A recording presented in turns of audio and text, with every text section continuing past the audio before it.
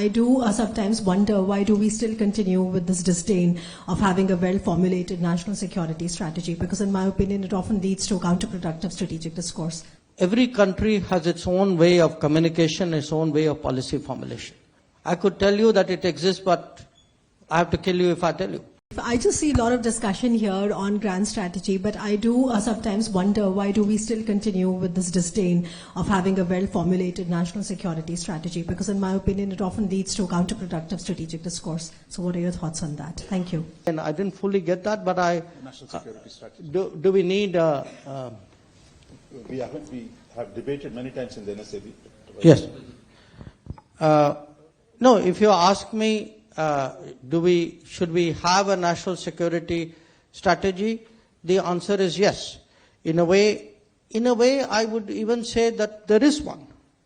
But again, look, every country has its own way of communication, its own way of policy formulation. Because somebody else puts out a document every 3 years or 4 years and says, that is my national security, it is not necessary I follow that model.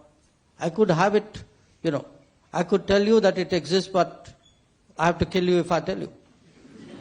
So the point is, look, different countries deal with this differently.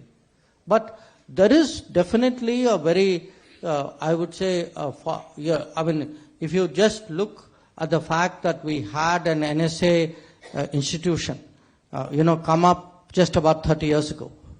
Okay. Today, if you see how much that institution itself has evolved, that's one indication.